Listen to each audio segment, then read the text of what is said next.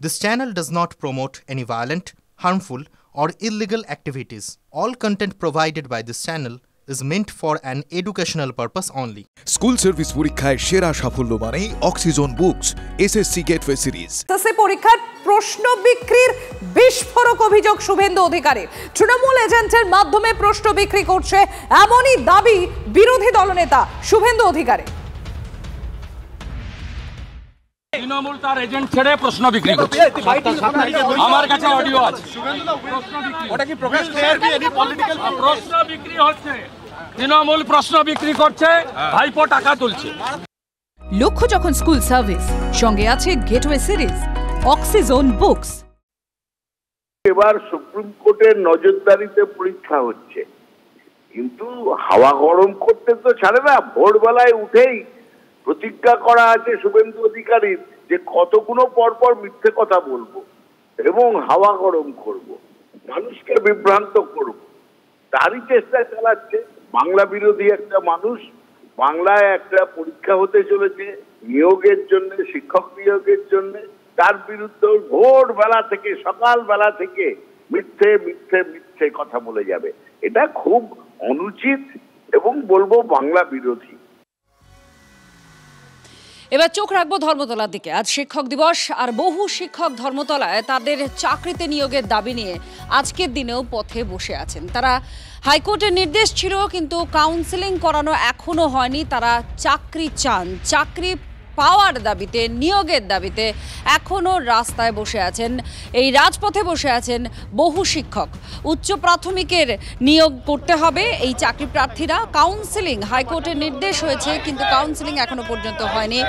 এখনও এই শিক্ষকরা এই রাস্তায় বসে আছেন। শিক্ষক দিবসের দিনে এই ছবি আরও করুন। সুশোভন আমাদের প্রতিনিধি আমাদের সঙ্গে সরাসরি আছেন এই ধর্মতলা চত্বর থেকেই কথা বলবো। সুশোভন, শিক্ষক দিবস এই ছবি একেবারেই কাঙ্ক্ষিত নয়, কিন্তু বিগত কয়েক বছর ধরে আমরা এই ছবিটাই দেখছি যে যারা হবু শিক্ষক বা পরীক্ষা দিয়েছেন আর একটু গেলেই হয়তো তাদের নিয়োগ হয়ে যাবে, এইরকম একটা জায়গায় তারা রাস্তায় বসে আন্দোলন করছেন। আজকে তারা যারা আন্দোলন করছেন এই মুহূর্তে তুমি যাদের সঙ্গে কথা বলেছো, কি বলছেন তারা?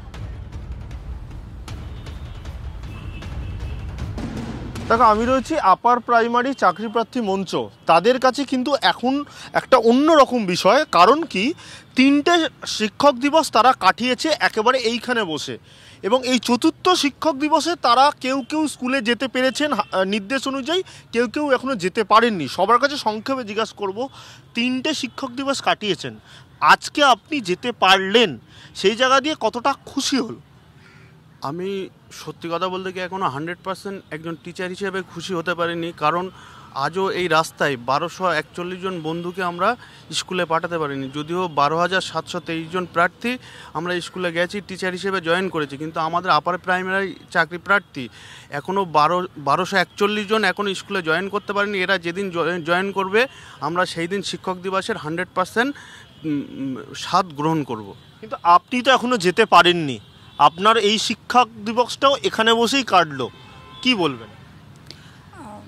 এটা একটা আজন্ম স্বপ্ন ছিল যে আমরা স্কুলে যাব, এখনও পৌঁছতে পারিনি, কিন্তু একটা কোর্ট অর্ডার হয়েছে যে আমাদের যারা ওয়েটিং রয়েছে তারা আগামী দিনে পৌঁছবে, স্কুলের দরজায় পৌঁছবে, কিন্তু যতক্ষণ না পৌঁছতে পারছি এই স্বপ্নটা আমাদের অধরাই থেকে যাচ্ছে। আশা করব আগামী দিনে আমরা সেই স্কুলের দরজায় গিয়ে পৌঁছবো, চক, ডাস্টার, ব্ল্যাকবোর্ড, ছাত্রদের সঙ্গে থাকবো, এই আশা নিয়ে আমরা আছি। যেহেতু আপার প্রাইমারি চাকরি প্রার্থী মঞ্চ অনেক সংগ্রাম লড়াই করে আজকে আমরা এই জায়গায় এসেছি, নিশ্চয়ই আপার প্রাইমারি চাকরি প্রার্থী মঞ্চ মানেই একটা আশার আলো। আমরা সেই আশার আলো থেকে সেই জায়গায় পৌঁছবো। নিশ্চয়ই এটা ভাবছেন যে এই বছরটা গেল, পরের বছর যেন আর এখানে না বসতে হয়, স্কুলে গিয়ে বসেন। হ্যাঁ, সেটা কালকেই মহামান্য বিচারপতিদ্বয় নির্দেশ দিয়েছেন যে 20 নভেম্বরের মধ্যে এই 1241 জন যে প্রার্থী এখনও রয়েছেন বাকি, তাদেরকে কাউন্সেলিং করে রেকমেন্ডেশন প্রদান করতে বলেছেন। তা আমরা কমিশন বা সরকারের কাছে আমরা আবেদন রাখছি, অনুরোধ করছি যেন পুজোর আগেই কাউন্সেলিং প্রক্রিয়াটা সম্পন্ন করতে পারেন, যাতে আমাদের যে জায়গা অ্যাকচুয়ালি স্কুল, যাতে ছাত্রছাত্রীদের সাথে আমরা যে সময়টা কাটাবো, যেটা আমাদের উদ্দেশ্য, সেটা যেন খুব তাড়াতাড়ি আমাদের পূরণ হয়, সেটাই আমরা রাজ্য সরকার বা কমিশনের কাছে অনুরোধ রাখছি। এটা নিশ্চয়ই বলার অপেক্ষা রাখে না, আজকের মতো দিনে এই জায়গায় নিশ্চয়ই কারোরই বসতে ইচ্ছা করে না, আপনারও নয়? না একদম সত্যি আজকে সুশোভন তুমি সঙ্গে থাকো। এই মুহূর্তে শিক্ষা প্রতিমন্ত্রী সুকান্ত মজুমদার আমাদের সঙ্গে রয়েছেন। সুকান্তবাবু, আপনাকে স্বাগত। আপনি নিজে শিক্ষা মন্ত্রকের দায়িত্বে, আপনি নিজে শিক্ষকতার সঙ্গে জুড়ে ছিলেন।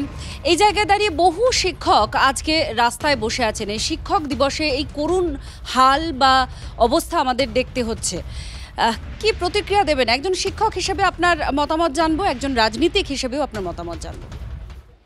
প্রথমত আমি আপনাদের মাধ্যমে বাংলার প্রতিটি মানুষকে এবং বাংলার শিক্ষকদেরকে, বিশেষ করে সর্বস্তরের শিক্ষকদেরকে আমার তরফ থেকে শ্রদ্ধা নিবেদন করছি আজকে এই শিক্ষক দিবসের পবিত্র দিনে। এবং তার সাথে সাথে এই কথাই বলবো যে সত্যি পশ্চিমবঙ্গের শিক্ষা ব্যবস্থা এমন একটি জায়গায় পৌঁছে গেছে, তার কোনো মাঝি মল্লা আছে বলে মনে হচ্ছে না। একটা উত্তাল সমুদ্র। কারণ শিক্ষা এমন একটা জিনিস, আপনি জানেন এই পরিবর্তিত পৃথিবীতে শিক্ষা সবসময় সময়ের সাথে সামঞ্জস্য রেখে শিক্ষাকে সামনের দিকে এগিয়ে নিয়ে যেতে হয়। কিন্তু পশ্চিমবঙ্গের যে অবস্থা, 26,000 শিক্ষকের চাকরি চলে গেছেন, শিক্ষক এবং শিক্ষাকর্মী। তার মধ্যে আমরা দেখেছি 1804 জনকে দাগি শিক্ষক বলে দেখে দেওয়া হয়েছে। শিক্ষক সমাজের যে সম্মান, সেই সম্মানটাকে ভুল উন্নীত করার জন্য যা যা করা দরকার মমতা বন্দ্যোপাধ্যায়ের নেতৃত্বে তৃণমূল কংগ্রেস সরকার সবটাই করে ফেলেছেন। পশ্চিমবঙ্গে শিক্ষকদের আর সেই সম্মানটা আগের মতো আর থাকলো না। যেভাবে করেছেন এরা, যেভাবে শিক্ষাটাকে নষ্ট করেছেন, এর থেকে উত্তরণ প্রয়োজন। এবং আমার বিশ্বাস বাংলার শিক্ষক সমাজ, শিক্ষা অনুরাগী বাংলার মানুষ আগামী দিনে, আজকের দিনে এই শপথ নেবে যে আগামী দিনে এর উত্তরণ আমরা উত্তরণের ব্যবস্থা করব এবং এই অপদার্থ সরকারকে আমরা তাড়াবো। ধন্যবাদ সুকান্তবাবু আপনার প্রতিক্রিয়ার জন্য। বড়োয়ার বিধায়ক জীবন কৃষ্ণ সাহাকে জেরা করে তলব মুর্শিদাবাদের শিক্ষিকা মধুমিতা মণ্ডলকে। এনফোর্সমেন্ট ডিরেক্টরেটের তলবে হাজিরা মধুমিতা মণ্ডলের। জীবন কৃষ্ণের সঙ্গে শিক্ষিকা মধুমিতা মণ্ডলের আর্থিক লেনদেন সংক্রান্ত বিষয়টি খতিয়ে দেখতে এই তলব। রঞ্জিত রয়েছেন আমাদের সঙ্গে। রঞ্জিত, ইতিমধ্যেই মধুমিতা মণ্ডলকে তাকে তলব করা হয়েছে, ইডির তলবে হাজিরাও দিয়েছেন এই মধুমিতা মণ্ডল। কি কি ডকুমেন্টস বা কি কি বিষয় তার কাছ থেকে চাওয়া হয়েছে এখনো পর্যন্ত কিছু জানা যাচ্ছে? দেখো, এটি সূত্র মারফত যেটা জানতে পেরেছি যে বনগাঁর বিধায়ক, তৃণমূলের বিধায়ক জীবন কৃষ্ণ সাহাকে গ্রেপ্তার করার পর তার যে আর্থিক লেনদেন বিষয়ক সমস্ত বিষয় কিন্তু ইডি তদন্ত করে দেখেছেন এবং যেখানে দেখা যাচ্ছে যে এই জীবন কৃষ্ণ সাহার বিপুল পরিমাণে আর্থিক লেনদেন হয়েছে তার অ্যাকাউন্টে এবং যে সকল ব্যক্তি সেই সমস্ত ট্রানজাকশন হয়েছে, অর্থাৎ যাদের নাম মিলেছে সেই সমস্ত তথ্য ধরে প্রায় 20 জনকে ডাকানো হয়েছিল ইডির তদন্তকারী আধিকারিকরা। সেই মতো সকালবেলা কিন্তু 4 জন ইতিমধ্যেই ইডি দপ্তরে এসছেন। এর মধ্যে একজন হচ্ছে মুর্শিদাবাদের অরগ্রামের বাসিন্দা মধুমিতা মণ্ডল, তাকে কিন্তু ইডি জিজ্ঞাসাবাদ করছে। মূলত এই মধুমিতা মণ্ডল জীবন কৃষ্ণ সাহাকে কেন টাকা দিয়েছিল, কিসের ভিত্তিতে টাকা দিয়েছিল, এই টাকা কি পারপাসে দিয়েছিল, সমস্ত বিষয় জানার চেষ্টা করছে এবং এসএসসি দুর্নীতি মামলায় এই টাকা দেওয়া হয়েছিল এমনটাই কিন্তু ইডি তদন্তকারী সূত্র মারফত খবর। আরো বেশ কয়েকজনকে কিন্তু ইডি তলব করেছে, যাদের মধ্যে ইতিমধ্যেই 4 জন এসে উপস্থিত হয়েছে ইডি দপ্তরে এবং এই মুহূর্তে তাদের জিজ্ঞাসাবাদ চলছে এবং সমস্ত আর্থিক লেনদেন বিষয়ক সম্পর্কিত যাবতীয় তথ্য কিন্তু ইডি আধিকারিকরা চেয়েছেন এই মধুমিতা মণ্ডল আরো 20 জনের কাছ থেকে। ধন্যবাদ রঞ্জিত, নজর রাখো। ভবিষ্যৎ নিয়ে চরম আক্ষেপে সুর যোগ্য চাকরিহারা শিক্ষকদের। সরকার এবং মুখ্যমন্ত্রীর ভূমিকায় ক্ষোভ উগড়ে দিলেন বিজেপি নেতা প্রিয়াঙ্গু পাণ্ডের কাছে। শিক্ষক দিবস উপলক্ষে যোগ্য চাকরিহারা শিক্ষকদের বাড়ি বাড়ি গিয়ে সম্মান জানান বিজেপি নেতা প্রিয়াঙ্গু পাণ্ডে। সেখানে এই চাকরিহারা যোগ্য শিক্ষকদের মুখোমুখি প্রিয়াঙ্গু পাণ্ডের অভিযোগ, প্রতিবারের মতো তাদের এবারও ভাটপাড়া পুরসভার কোনো হল দেওয়া হয়নি, তাই বাধ্য হয়ে বাড়ি বাড়ি শিক্ষক দিবস পালন। অভিযোগ অস্বীকার ভাটপাড়া পুরসভার ভাইস চেয়ারম্যানের। সমস্ত সময় কোনো না কোনো অডিটোরিয়াম, কোনো না কোনো হল আমরা পেয়েছি, এবার কিন্তু সব জায়গা বারণ করে দেওয়া হয়েছে। ইভেন বিগত বছর যেটা আমরা বিয়ে বাড়িতে একটা হলে করেছিলাম তাকেও বারণ করে দেওয়া হয়েছে। কতজন শিক্ষককে? 1100 শিক্ষক শিক্ষিকাকে আজকে দিনে আমরা সম্বর্ধনা দেব। বিশেষ করে আমার যেটা টার্গেট যে 26,000 মধ্যে যে যোগ্য টিচাররা এখন অবধি লিস্টে আছেন 1804 জনকে বাদ দিয়ে, তার মধ্যে আমাদের এলাকাতে 12 জন আছেন, তার বাড়িতে আমি নিজে যাব।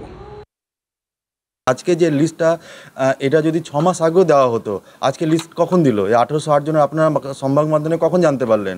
অনেক পরে জানতে পারলেন যখন সুপ্রিম কোর্ট আপনাকে প্রেসার দিল এসএসসিকে, তখন এই এসএসসি যদি আপনার 2 মাস আগে বা 3 মাস আগে অ্যাট দ্য টাইম অফ রিভিউতে যদি দিত, তাহলে আজকে আমাদের সমস্যা হতো না। আমরা বারংবার আমরা আন্দোলন করে আমরা কোনো মতেই রাজ্য সরকারের কোনোভাবেই আমরা পেরে উঠতে পারলাম না ওনার সঙ্গে। লোক তো দেখার যা দৃষ্টি আছে ওটা চেঞ্জ হয়ে গেছে। লোক ভাবছে কি সবাই টাকা নিয়ে চাকরি হয়েছে এমনি। তো ছাত্রদের কাছে কতটা ছাত্রদেরও এর ফিলিং আছে কি ওরা ভাবছে কি আমাদের সঙ্গে যা টিচার পড়াচ্ছে ওরা জেনুইন টিচার আছে কি না আছে, কিরকম লোক আমাদেরকে পড়ানো চলে এসছে, ছাত্রর মধ্যেও এটা ফিলিং চলে এসছে।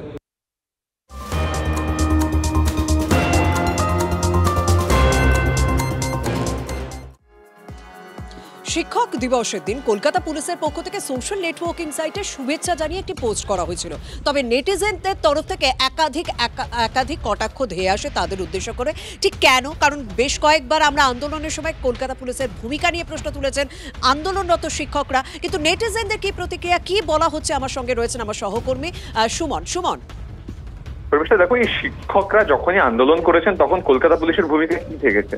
Kolkata police law and order maintain করার জন্য তাদের উপর বল প্রয়োগ করেছে, তাদের সরিয়ে দিয়েছে, বুকে লাথি থেকে শুরু করে আরো নানান ঘটনার সাক্ষী আমরা হয়েছি। সেই জায়গায় আজকে যখন কলকাতা পুলিশ শিক্ষক দিবসের শুভেচ্ছা জানাচ্ছে, তার যে কমেন্ট সেকশনটা সেটা কিন্তু নেগেটিভ কমেন্টে ভরে গিয়েছে। কেউ বলছেন যে এটা জুতো মেরে গরুদান হয়ে গেল, এবং কলকাতা পুলিশের সেই পোস্টটাকে ঘিরে ইতিমধ্যেই ফেসবুকে এবং সোশ্যাল মিডিয়ার বিভিন্ন প্ল্যাটফর্মে জোর চর্চা চলছে, মূলত ঋণাত্মক চর্চা। সকলেই কিন্তু বলছেন যে আপনারা পুলিশ হয়ে শিক্ষকদের মারেন, তাদেরকে আবার শিক্ষক দিবসের শুভেচ্ছা জানাচ্ছেন, এটা দ্বিচারিতা হয়ে যাচ্ছে না? একদম, অনেক ধন্যবাদ।